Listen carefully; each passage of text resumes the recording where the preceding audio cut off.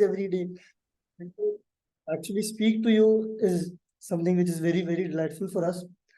Sir, to start with, the first thing which I would want to ask you is that what new are you planning for law students and how are you now planning to disrupt the legal industry?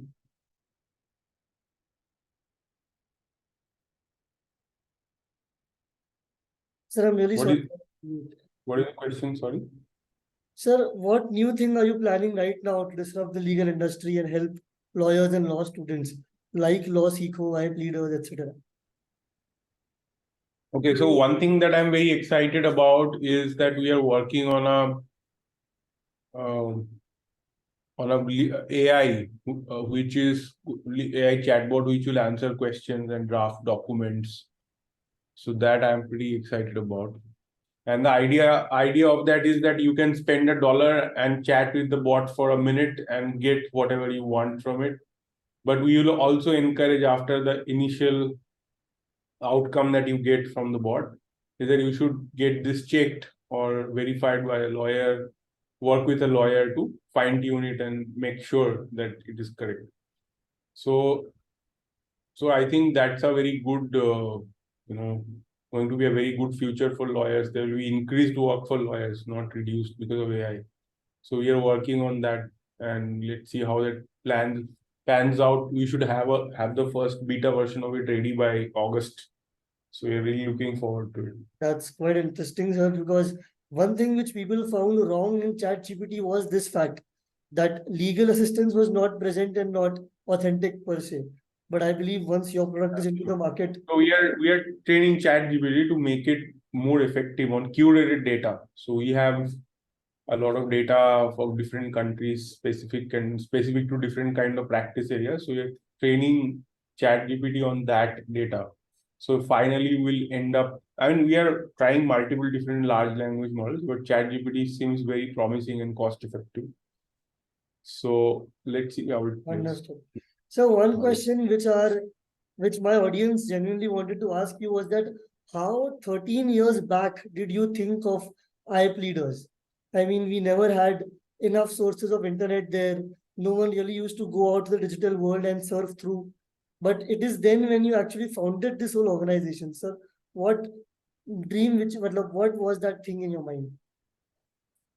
So actually, when I was in law college in UJS studying in first year, second year, I saw there were some blogs like Indian Corporate Law blog. There was Shamnath Bashir was our professor. He was running Spicy IP, and these were very cool things and really like it got my interest that people are right. And I saw especially Spicy IP. They made like IP law so cool. They were writing regularly about IP law, and there was a community being built around it. Shamnath sir did a very good job of that. So it made me feel like that, okay, I also want to blog. Now what happened, I started a blog, that is one thing. But very soon I realized that all these blogs, maybe not so much Spicy IP, but Indian Corporate Law, it was so difficult to read that even I could barely understand, or it took me like a second, third reading to understand. I like, normal people cannot understand this. So where is the information for normal people on the internet? If I want to know something, okay, I want to know how to register my property, or how to, like, let's say, how to file my consumer case. Basic questions people will have. Okay, I can see somebody is stealing electricity from public. Can I complain? Where can I complain? Basic questions, right? To make And it there was nothing decentralized as about soon that. as possible. Yeah. So I thought that we should put all this in on the internet, and all the future must be that all the answers would be there on the internet, and it is not there, so we can put it. So that's what I thought, and I really felt passionate about it more than we do. We had no idea how will we make money from it, and we probably didn't make. We still don't make much money from IPDs. We don't make any money from IPDs actually, but we felt that it should be there. So I started writing about it. So that's how it started. Sir, as a law student, I must say There every was one more thing. IP Reader's blog specifically. What happened is that I we started a legal risk management consulting company in college. And how do we promote it? So blogging is one way to promote your services, right? So we thought that if we write about it, people will see how much knowledge we have already about that, and it will influence them to hire us. So that was also a reason.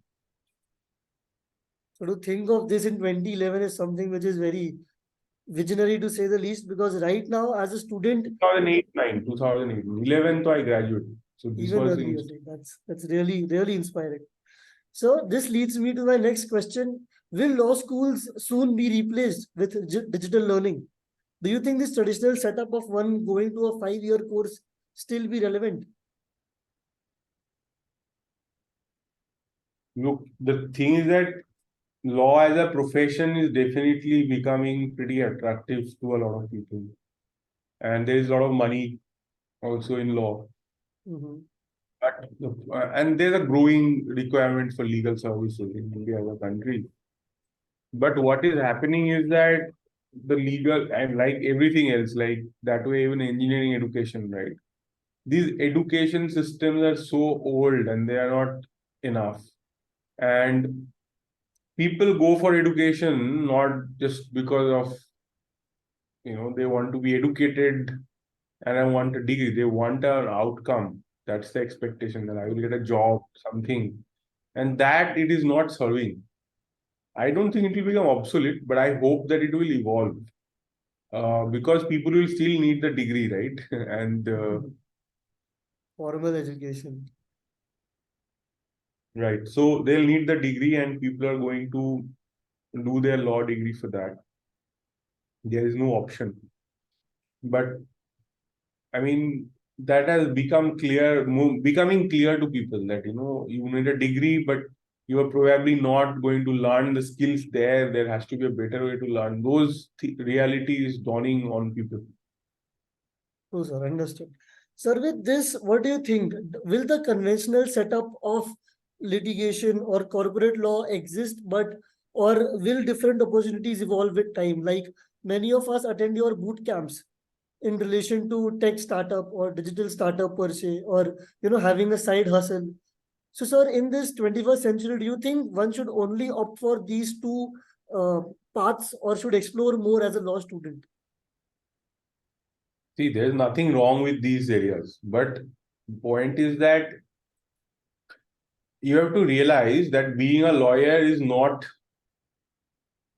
I mean, it's a market opportunity, right? So in the end, if there is more opportunity somewhere, less competition somewhere, so you should go towards those things. And what mistake a lot of people I see are doing is that they look at the seniors and they're like, oh, there is XYZ person who did this and now they succeeded so much. They are so rich, or I really like what they do. I like the car they drive, or I like their lifestyle, or whatever. I like their Instagram feed. Now I want to be like them. The problem with that is that, see, if I see that, let's say there's a very successful grocery store, and I want to start a grocery store just next to it, okay, you will realize that it's not necessary that it will work. True. In fact, there is already existing competition. Okay, maybe if I start an ice cream shop, it may work better because there is no ice cream shop in this area. This much business sense people have. But when they think of legal practice, they're like, oh, so many people are there, they are doing this. I'll also be one more, and then so you cannot be one in a crowd, then you will not have success. True. So you have to stand out somehow. In the legal profession, most of the money is earned by the people who stand out. They are different in some way. They are doing something which really stands out. So you have to think that, okay, if I'm very passionate about criminal litigation, I have seen people like that also who are extremely passionate about criminal litigation. They want to do that only, and probably they'll do it even if there's no money. That is okay. That is a personal choice. And then some of them are really good, and they will take 20 years and eventually make money. But if your primary purpose is to be successful in a career, and most people join law like that only, they are not joining law because they love to read case law and they love to True. draft petitions. There are people who love to read case law and love to, do all of that. But there are most people are doing it for a professional and career purpose. They must look at not only what they like. If you're passionate, it helps a lot. But you also need to see that where is the opportunity greater? What are those white spaces in the profession where something new is emerging, where you have very high demand, but supply is not catching up yet? Because there Mm. you can very fast build your career. Your career graph will be much better. You can even build a law firm in those spaces faster. A lot of things you can do faster, and you'll be more successful in those areas. So I think that is important to understand.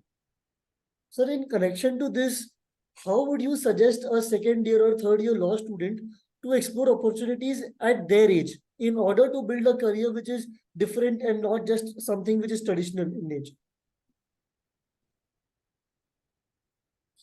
So, see, if you are in second, third of your college, it is a very early time. So, first thing is that it would be great if you can be serious about something. Like take something seriously. Maybe you have fascination about something, read about it, learn about it, or do all your internships around that. At least try to do that, right?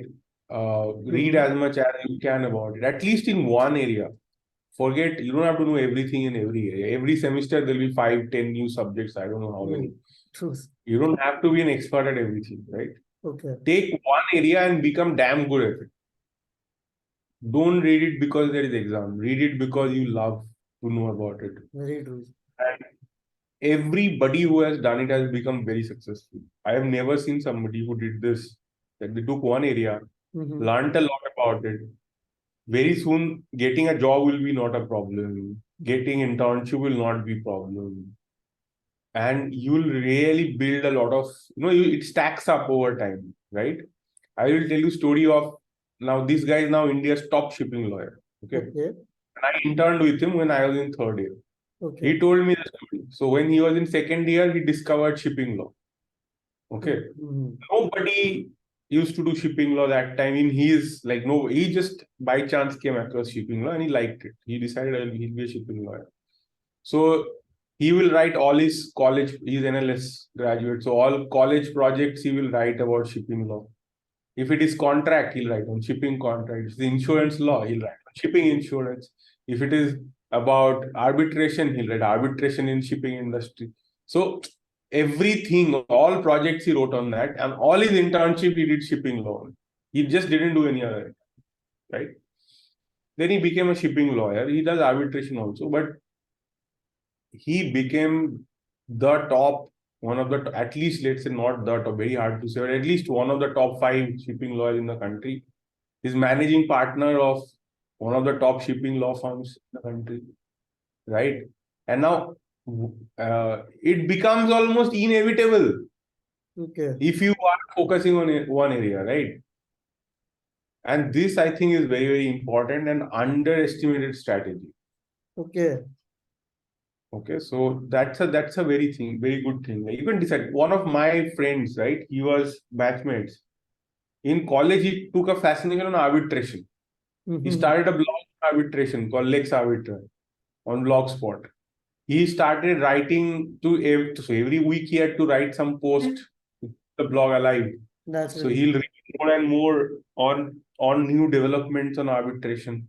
Soon he knew so much about arbitration.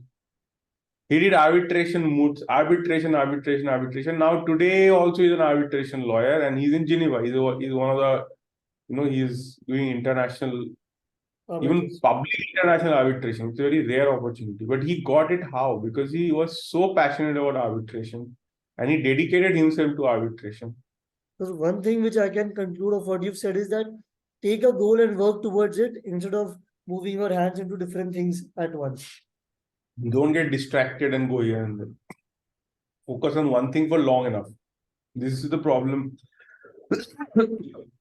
with a lot of people, that they are not focused on one thing for long enough to get a good result. Understood, sir. So the very word internship right now is so dynamic that people actually book those internships 8 months prior, 12 months prior. Use Same, it was same at our time also. It was no different. You had to apply 8 months before to get the internships. It's like students are using all their contacts which they have, pushing in every limit to get that tier one internship. So this cloud of tier one, tier one, tier one, sir, is it true that only tier one can get you success? Or why is it that our environment has made it so important, or if I may say so, inevitable for people to not do tier one internships? So the problem is that people are very bad at understanding opportunity. They are all running in the same direction where everyone else is going, Right, right? interesting. If you want to be successful, you need to identify underrated opportunities where all people have not recognized that opportunity. Uh, from an internship perspective, there is a way to get into tier one internships, but it's not necessary that tier one internship will be the most productive internship, right? Yeah. If you go to a tier one law firm, it will, first of all, if you're, getting a tier one internship will not help you to get a job in a tier one law firm. Okay. If you get an internship, you better be ready to outperform everyone in their internship to get that job. People don't realize that. People think that I will go for an internship and then somehow I will get a job. Now, look at the reality. What happens in a law firm, like let's say a tier one law firm, let's say the Bombay office or the Gurgaon office, okay, will have at least 50 people interning at the same time, or 40 people, 50 people interning at the same time. It's such a big law firm. If there are 50 people interning in a month, so round the year 12 months, how many people are interning there? So more than 600. In a single office, Yeah. right? How many people they will recruit through PPO in the end of the year? Less than 10% of the total amount, if I'm not wrong. 2%, 3%. Oh my God. Because they'll also recruit from campus. No? Campuses, yeah. So PPO will be given to, let's say, 5% people. That is a big number. Okay. So you have to be in the top 5% to get a PPO. Mm-hmm. Understood. Okay. So you will not get job from one internship. You will do one internship. You have done such a good job that they will come call you back for another internship. Mm-hmm. Call back internship. Callback internship, which almost nobody gets. Maximum 10% you will get a callback Okay. internship. 90% will not get. So you'll be out. So you did one internship and you ask for another internship, they'll say, we have given you an opportunity. Now we need to go out into somebody else. The thing is that we don't think you're valuable enough to give you more time. Okay. You Yes. will be out. Then you go do internship somewhere else. Now, if you get a callback internship, they will test you, they will give you specific kind of work to Uh, see it. They might call you for a third internship, an assessment internship. mm-hmm. Okay. Now, if this is not happening to you, you're not getting a PPO. Achha. So this is a stepwise procedure for you to actually. Procedure. Now, what people do is that they think I got a tier one internship. Now I will learn so much. Nothing will happen. You will go, you will sit in a corner, you will read some documents, you will be asked to do some proofreading. And unless you are already preparing for that internship and you already know stuff, you will not be able to convert that internship into a job. You have to be in the top 5%. It's important to have a vision before you apply and go in for an internship, or else you'll just waste that opportunity, which minutely what you said, percentage of people are getting. Absolutely. And getting that internship also hard. There may be 50,000 people applying for those 50, 60, whatever internships per month. And you will not, nobody is reading those emails, right? You have to use a network. Most of the top law firms, they don't want to read so many emails. So they're relying on college placement offices of the top few law colleges. If you want to get outside that, you have to network. But you can get recommendations. So if you do a great job, in a tier 3 law firm, boutique law firm, tier 2 law firm, wherever, right? Okay. And they are very happy with your work. There are associates who love your work. They can recommend you. They Because can pick this. up the phone and call somebody and say that, can you get this guy an internship? He's amazing. Hmm. But they won't do it unless you're actually amazing. So because this name game has hit the law students very hard. ये तो नाम की internship कर रहा है, ये तो बस सर्टिफिकेट के लिए कर रहा है, मैं काम There are सीखने so जा many रहा हूँ. people who get an internship through their uncle or somebody put in a word and they get the internship. What happens to them? They don't get a job. Oh, They just do the internship, come back. Nothing happens. There is no magic. Oh, I did an internship at Cam, Sam, is it be trilegal? What will happen? You think the next internship will you will get automatically? No, you will not get. Right? It's maximum an opportunity. What do you do with that opportunity? The bigger question. If you are not prepared to deliver some good work when you get that opportunity, nothing will happen. Absolutely nothing will happen. 95% people who are interning in a law firm will never get a second internship, will not get a job, nothing will happen. just for a month, just a very small stint, which won't You even can matter write much. in the CV, I interned at JSA. Oh my God, you feel happy yourself, but will you get a job again for them? No way. This is the problem. The people who are getting jobs, they are preparing hard. They know that okay, I'm gonna do internship in a big law firm next year. I'm already preparing. Oh, If I want to do a job in merger and acquisitions or technology law or IP law or whatever, I already know how to do that work. Then I know I'll be able to convert. And they will also go and intern in tier 2, tier 3 law firm as soon as possible. Because then they're preparing themselves for the tier 1 internship. So when they finally get it, they'll be actually able to prepared. perform, not be like a clueless person. Right?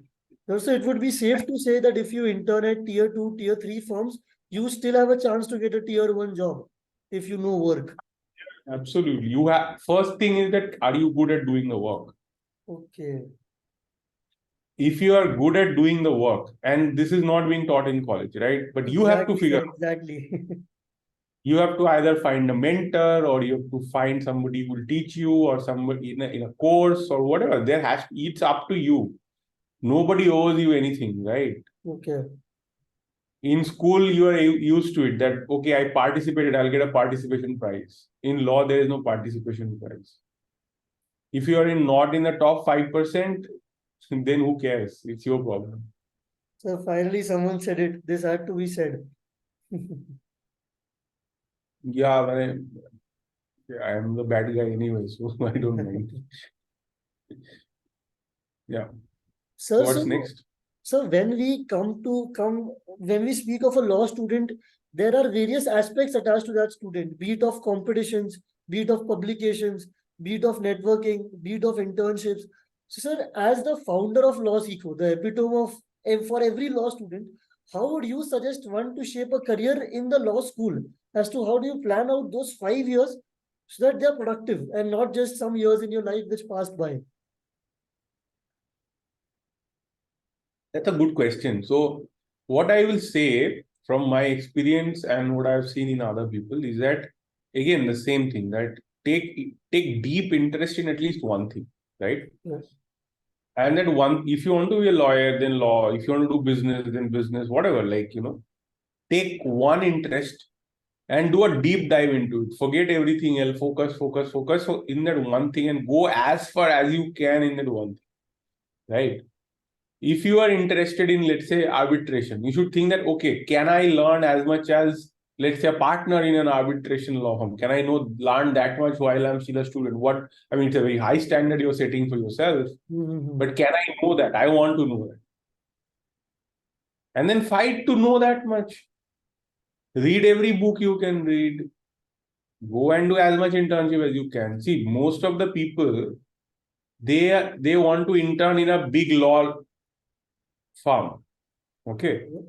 But if I tell you that every day after your college, go and do an internship in a small law firm and learn the work, will you do it? Most people will not do it. No, true, very true, sir. This is the reality. Go for 3 to 4 hours into an arbitration chamber which is not famous. see what work they are doing, what they are drafting, what kind of clients they get, what happens. Spend time, do it for 6 months, right? True. Then you'll already be in a very good place, Wow. right? Do that. That will make a difference. If you and like write, if you're writing articles, write about arbitration, whatever things fascinate you. If you are now, don't do this key. This semester I'll do arbitration. Next semester I'll do something else altogether. You can do that, but then you're not going deep enough in anything. So you need to plan out and focus on one thing, is what. Because I would say that to make any difference, no, you have to give at least couple of years to something. Now in law college, if you're doing 5 years, you have 5 years. At least give 2 years dedicatedly to one subject. Very. Nobody gives this advice that you, I mean, generally, no, you are young, keep trying everything. Mm-hmm. I'm sorry, like that's not how you become a champion. Okay. Okay. A champion will not be doing boxing for 6 months and then cricket for 6 months and then swimming for 6 months, right? True. From childhood, they're doing one thing and they're doing it more and more and more, and they're good at it and they keep doing more and keep pushing in that direction. That is how champions are made. Now, if you want to be a champion, you have to focus at least 2 years and if you focus 2 years in something, you will become so good at it compared to the average other persons in the market. You will be in the top 5%. That's really helpful, sir. This is not something which we come across daily in our law schools or our internships. You rightly said, everyone says to us that try everything. This is the time to try. Put your hands into different pots. But right now, after It's hearing, up to you. Do you want to be treated like a child? You very want to be treated like a professional? You get to decide, right? I decided when I was in college that I'm a professional. okay. I want to be treated like a professional, not like a kid. Good. Now you want to be treated like a kid, but you also want to make money. You also want to be taken seriously. All of that does not happen together. If you don't put in those hours, if you don't put in that focus in your college, then you'll have to do it after college, True. There's no point. right? Very true. And after college, when you graduate, you do it, then you'll not be earning money There will be as much different as pressure. you earn, Yes. right? I want to earn 18 lakhs per year also. And I will be experimenting also. These two things, how can this be together, right? You want to earn top tier money, Two but you won't be a parallel. professional. You will keep experimenting. Please understand the consequences of that experiment.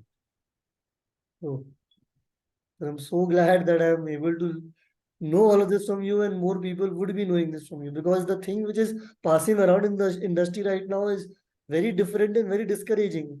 And most of the law students, they are therefore very scared that we have invested lakhs of rupees in a law school, and now we are not only assured of a job, now will we actually break even of our investment which we've made.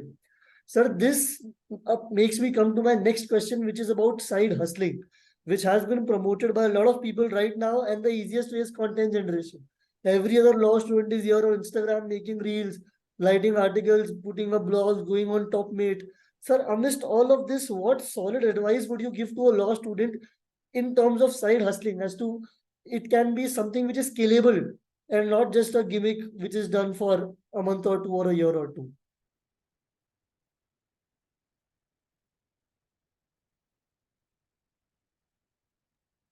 See, if you want to, I promote the idea of people earning, okay, side hustle, bolo jo bhi hai, but why? Because then you are doing something responsibly enough. Mm-hmm. You cannot charge money and then do a shoddy job, right? That doesn't work together. True. So if you are doing a side hustle, means you are actually producing results for somebody that they're ready to pay for it, right? Mm-hmm. So that means you are a professional. And if you are in college and you can become a professional, that means you are already way ahead of the market. Like you are generating results for people. So one should genuinely think of actually earning while also being a law student. That is a very positive note to start with once you end your law school, is what you're saying. I didn't understand this. Sir, so it is encourageable to earn while you are also a student. Absolutely, 100%. Sir, what ways would you suggest to do that? I mean, should we only do content generation or drafting also while you are in a fourth or fifth year? Or what other ways is something which every student is thinking, even though they know or they want to earn? Look, it's like this. It's a business. Like if you're doing a side hustle, most probably it's a service business you're doing. Okay. Content creation is something, but that's very tough to today to make money through content creation. It was earlier a little easier. There was a time when you could be a YouTuber and make money, but now it's next to impossible because of the changes in algorithms. The platforms have increasingly made it difficult to make money. Okay. So that's not sustainable right now. But you can do it. You can. I mean, I was running a blog. I didn't expect to make money from it. I was running a blog because it's it felt like the right thing to do. But if you want to make money, you have to probably provide some services. So you have to identify where is an opportunity, there's a requirement, and that is not being fulfilled. There is some kind of gap in the market where Okay. people need something and it is not being provided. Let's say you are good at maths Mm-hmm. and you want to provide maths tuition. Now you probably cannot compete with all the other maths teachers who are doing this for the last 20 years. You don't have the same level, right? Experience. Or the same reputation or anything. So how are you going to compete with them? So you're going to think that, okay, are there some special kind of students who need some special maths tuition? So for example, you can decide that there are kids who have ADHD Okay. or kids who have learning difficulties, and how I will teach them, and I will figure out how to teach them better Mm-hmm. because normal teachers are not catering to them. And then those, if you can figure this out, and then people will come to you and pay you more money. A lot of people have these kind of learning disabilities. Their parents are struggling, and you're good at it. They'll pay you more money than they will pay to a normal teacher because you're a Very specialist. You do something, you're solving a real problem for them. true. There are people who are good at maths and they are already finishing their class material very fast. They Okay. finish their book in the first month. Okay. Mm-hmm. And they can be given, and that the reason also for that, because in school the maths have been made easier and easier so that everyone can do it, right? Nobody fails, everybody gets 90%. Yeah. But now there are smart kids there, like, I want to learn more. And you can say that, look, I don't teach maths for college school, I teach next level maths. If Mm-hmm. your son wants to be a mathematician in future, I will, or really wants to be a maths genius, wants to do maths olympiad, I will give him higher level of maths training, Cater to special needs. cater to a special need which is not catered to by other normal service providers. Mm-hmm. Now you will have a huge demand. Understood. Correct. So if you want to do a side hustle, see what you can do. Maybe you are good at proofreading. You can Mm-hmm. go and say that I will do proofreading for you of legal documents because I understand law. I'm a law student or a lawyer and I can do. Mm-hmm. But you can say that, um, I will be a paralegal who will avoid you to make costly mistakes. Whatever, something like that, right? Yes. Or you can, what did I do in college? I said that if you're a company and you want to uh, reduce your legal risks, I will go through your contracts, I will go through your existing business setup and things, and I will identify where you can get into legal trouble, Understood. and I'll tell you what you have to do to solve it. Nobody was providing this service. It's important to think out of the box if you genuinely want to be one who is out of the crowd, is what I can. Solve a problem. So not only out of the box, solve a real problem. It is not your problem. They have to feel that, yes, this is a problem and I don't have somebody to solve this for me. Understood. So So then this you can brings, make it. Yeah. so this brings me to some of my last questions. So Hmm. starting, what are those some qualities which you would want in a law student as Ramanuj Mukherjee? For example, sir, in college we are being taught competition law, administrative law, taxation law. But when we go to internship, the first thing which we need to do is to make a Word document. And most of us don't know how to navigate through Word easily or how to navigate through PowerPoint easily. So, sir, what are those five basic necessities which are not being taught in a law school but are very important when it comes to being an associate or an intern, as per what you've experienced?